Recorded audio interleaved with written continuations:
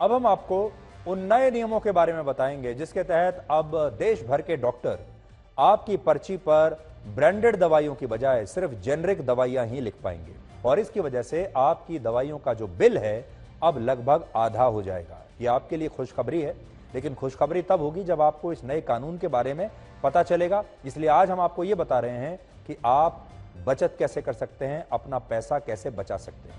उदाहरण के लिए मान लीजिए आपका डॉक्टर आपको पर्ची पर पैरासीटामोल दवाई लेने के लिए कहता है। पैरासीटामोल तो आपने सुना ही होगा, तो वो अक्सर आपको पर्ची पर पैरासीटामोल का केमिकल सॉल्ट ही लिख कर देगा। वो लिख कर देगा जो भी इसका केमिकल सॉल्ट है उसका नाम। लेकिन अभी क्या होता है, अभी के जो डॉक्टर हैं वो आपको इस सॉल्ट की ब्रांडेड दवाइयां लेने के लिए कहते हैं।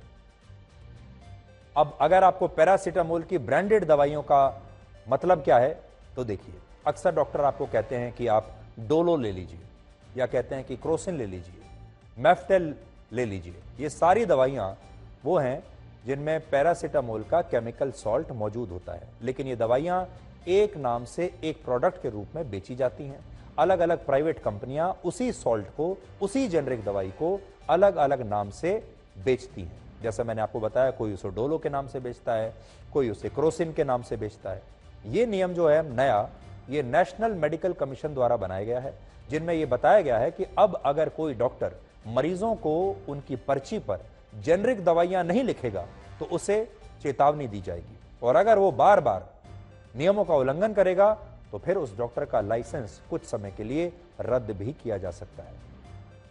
यह फैसला इसलिए लिया गया ताकि भारत के लोगों को सस्ती दवाएं उपलब्ध कराई जा सकें, क्योंकि जो जेनरिक दवाइयां होती हैं वो ब्रांडेड दवाइयों की, प्राइवेट कंपनियों की ब्रांडेड दवाइयों की तुलना में 30 से 80% तक सस्ती होती है। अगर आप अब भी जेनरिक और ब्रांडेड दवाइयों का फर्क नहीं समझ पाए तो आपको और सरल भाषा में इसका फर्क बताते हैं। डॉक्टर आपको बीमार होने पर जो दवाइयां लिखते हैं वो दवाइयां एक खास नाम से आपको दुकानों पर मिलती है। वो उस कंपनी का नाम होता है, उस खास दवाई का नाम होता है, लेकिन हकीकत में इन दवाइयों का असल में कोई नाम नहीं होता।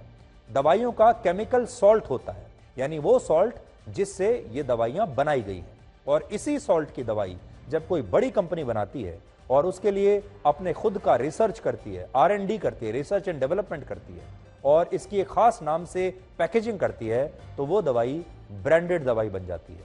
लेकिन अगर वही दवाई बिना किसी ब्रांड के सिर्फ सॉल्ट के नाम से मिलने लगे तो उसे आप जेनरिक दवाई कहेंगे। देश में भारत सरकार के जो 9000 जन औषधि केंद्र हैं, उन सभी केंद्रों पर यही जेनरिक दवाइयां मिलती हैं। हालांकि इंडियन मेडिकल एसोसिएशन ने इस फैसले का कड़ा विरोध किया है। अब उनका पक्ष भी जान लीजिए। उनका कहना है कि यह फैसले लोगों के लिए खतरनाक है, क्योंकि जो जेनरिक दवाइयां होती हैं उनमें 0.1% से भी कम दवाइयों की ही क्वालिटी को सुनिश्चित किया जाता है, और बाकी दवाइयों की गुणवत्ता यानी उनकी क्वालिटी पर किसी का कोई कंट्रोल नहीं होता। जबकि जो ब्रांडेड दवाइयां हैं उनमें उनकी प्राइवेट कंपनियां अपनी दवाइयों की गुणवत्ता, उनकी क्वालिटी और उनकी रिसर्च पर बहुत पैसा खर्च करती हैं। इसलिए ये दवाइयां जेनरिक दवाइयों से 30 से 80% तक महंगी मिलती हैं।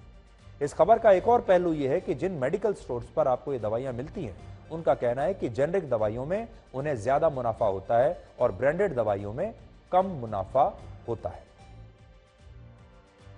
कोई भी हम चीज लागू करते हैं उसका लॉजिक होना चाहिए। सडनली एक चीज कह देना इतने बड़े देश में फिजिबल नहीं है।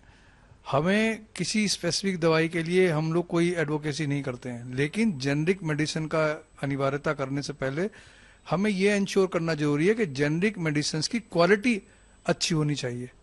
हम ये नहीं कह रहे कि सभी जेनरिक की क्वालिटी अच्छी नहीं है, लेकिन ज्यादातर जेनरिक में हमें ये पता नहीं है उनकी क्वालिटी क्या है। तो अगर जेनरिक मेडिसिन की अनिवार्यता आप कर देंगे तो उसका अल्टीमेटली इफेक्ट जो है मरीज के ऊपर पड़ेगा। एक स्टडी के मुताबिक भारत में जेनरिक दवाइयों का बाजार वर्ष 2022 में करीब 2 लाख करोड़ रुपए का हो चुका है, और यह करीब 7% की दर से हर साल बढ़ रहा है। आज भारत दुनिया में जेनरिक दवाइयों का सबसे बड़ा एक्सपोर्टर है। दुनिया में भारत की जेनरिक दवाइयों की हिस्सेदारी 20% है इस पूरे बाजार में, जबकि दुनिया में इस्तेमाल होने वाली अलग अलग जेनरिक वैक्सीन में से 50% वैक्सीन भारत में बनती है। खास बात यह है कि भारत में बनी हुई वैक्सीन्स और जेनरिक दवाएं बहुत सस्ती होती हैं क्योंकि इनके प्रोडक्शन, रिसर्च और टेस्टिंग की लागत काफी कम होती है। अमेरिका और ब्रिटेन जैसे देशों का स्वास्थ्य खर्च जो है वो कम करने में भारत की एक बहुत बड़ी भूमिका है। अमेरिका 40% और ब्रिटेन 25% जेनरिक दवाइयां भारत से खरीदता है, लेकिन हमारे देश में ज्यादातर डॉक्टर आम लोगों को जेनरिक दवाइयां लिखते ही नहीं।